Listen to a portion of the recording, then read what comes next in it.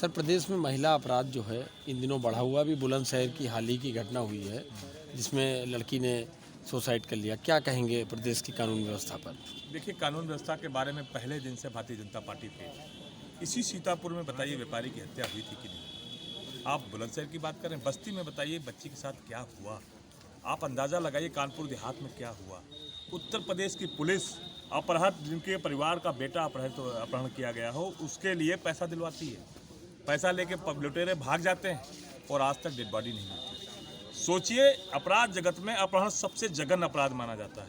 लेकिन आप एनसीआरबी की अगर रिपोर्ट उठा लें या आप तमाम स्वयं पत्रकार आपके चैनलों से जो खबरें चलाई गई वो अगर पूरा विवरण ले ले तो उत्तर प्रदेश में अपहरण जैसे अपराध बढ़े हैं। आप सोचिए, जिस तरह से महिलाओं के साथ जिस तरह से बलात्कार हुए हैं और इस सरकार ने उन्हें रातों रात जलाने का प्रयास किया, जला दिया रात में। आप सोचिए कि यह सरकार किसी के प्रति संवेदनशील है कि नहीं है। इस उत्तर प्रदेश में जब से योगी राज जी का सरकार है, ये सरकार रोगी सरकार की तरह काम कर रही है। अभी कल सरकार ने एक डाटा पेश किया है क्राइम का। उन्होंने कहा समाजवादी पार्टी की सरकार में क्राइम ज़्यादा था, इधर बीजेपी की सरकार में क्राइम घटा है। देखिए, सरकार का डाटा ना मानिए आप, एनसीआरबी की जो इनकी रिपोर्ट आती है जो केंद्र से आती है उसका ही डाटा पिछले साल का उठा लीजिए। वो डाटा सिर्फ क्राइम का ही दे रहे हैं और ये कह रहे हैं कि समाजवादी पार्टी की सरकार में। तो आप सरकार में आए किस लिए थे? आपने जनता को किस बात का मूर्ख बनाया था? आप जिन बातों के लेकर हमें कोसते थे, आज आप उससे कहीं ज़्यादा 100 गुने से ज़्यादा भी आप उस बुरे हालात में हैं। क्या आप किसानों के लिए ठीक है? क्या आप नौजवानों के लिए ठीक है? क्या व्यापारियों के लिए ठीक है?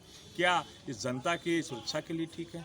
आप किसी भी मुद्दे पर आज सफल नहीं है और अपनी असफलता छुपाने के लिए दूसरों पर दोषारोपण करते हैं। आपके ही नेता ने कल ट्वीट के माध्यम से, अखिलेश यादव जी ने ट्वीट किया है कि महिला अपराध बढ़ा है और मिशन शक्ति चल रहा है। इस पर क्या कहेंगे? देखिए, आदरणीय राष्ट्रीय अध्यक्ष अखिलेश यादव जी ने 1090 जैसी योजना चलाई थी जिससे बहुत ज़्यादा जो लड़कियों पर अत्याचार हो रहे थे उस पर कंट्रोल हुआ था। क्या हुआ? जैसे ही सरकार में आए उसको एंटी रोमियो का नाम देने लगे, 1090 नाम मिटाने लगे। एंटी रोमियो का नाम दिया, एंटी रोमियो में पता लगा कि भाई बहन को पकड़ लिया तो एंटी रोमियो बंद हो गया। कहाँ गया एंटी रोमियो? अब मिशन शक्ति चलाया जा रहा है। इनकी नई योजना बनती है और हर एक महीना आते आते वो डिब्बे में बंद हो जाती है। इनके पास कोई ठीक नीति नहीं है, ना कोई इनके पास इनका मनोबल है, ना ही इनका कोई बाल बुलंद है कि आप किसी तरह से अपराध को रोक पाएँ। ये सरकार पूरी तरह फेल है और मैं ये पूरे दावे के साथ कहता हूँ कि भारतीय जनता पार्टी, उसके मुख्यमंत्री योगी आदित्यनाथ जी और या उनके मंत्री ये बताएं कि उत्तर प्रदेश में आखिर वो किस मामले में एक भी कदम चल पाए हैं। क्या विकास के मामले में एक कदम आगे बढ़ पाए हैं? क्या सुरक्षा के मामले में या रोजगार के मामले या किसान हित के मामले भी एक कदम आगे बढ़ पाए हैं? क्या विजन है 2022 का? देखिए, आदरणीय अखिलेश यादव जी की सरकार जो 2012 से 17 की सरकार रही, वही काम भारतीय जनता पार्टी पिछले 3.5 सालों में उन्हीं कामों का फीता काटती रही, उनके रंग बदलती रही, उनके नाम बदलती रही और उन्हीं का फीता काटी। यहाँ तक कि उत्तर प्रदेश में जो इंटरनेशनल मीट हुई जिसमें बहुत सारे उपनिवेशक बाहर से आए, उनके सामने भी भारतीय जनता पार्टी ने आदरणीय अखिलेश यादव जी के कामों को दिखाया। देखिए, उत्तर प्रदेश में आदरणीय अखिलेश यादव जी ने 5 साल में ये करके दिखाया था कि जो कहा जाता उससे आगे बढ़कर किया जाता है। जो हम कहते हैं वो करते हैं और उससे ज़्यादा करते हैं। हमारे मेट्रो हमारे घोषणा पत्र में नहीं था और इंटरनेशनल स्टेडियम हमारे घोषणा पत्र में नहीं था, लेकिन हमने वो काम करके दिए। समाजवादी पार्टी के राष्ट्रीय अध्यक्ष आदरणीय अखिलेश यादव जी का यही विचारधारा है और ये चाहते हैं कि उत्तर प्रदेश में जब 2022 में सरकार में बने समाजवादियों की, तो पूरे देश में उत्तर प्रदेश की मिसाल दी जाए कि विकास किसे कहा जाता है। और चाहे वो गांव का, जो शहर का बड़ा मकान हो, गांव की अंतिम कच्ची झोपड़ी हो, वहां तक उत्तर प्रदेश की सरकार के काम पहुंचे और वहां तक उत्तर प्रदेश की नजर जाए।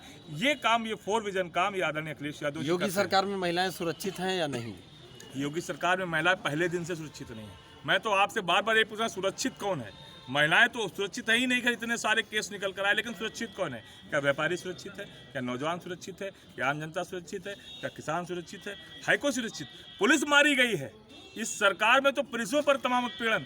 और आपको बता दूं, मेरठ में अभी एक जो महिला जो इसी के लिए काम करती थी, एक महिला इंस्पेक्टर का बयान आया, उसका टीवी पर शायद आपके चैनल पर मैं देख रहा था।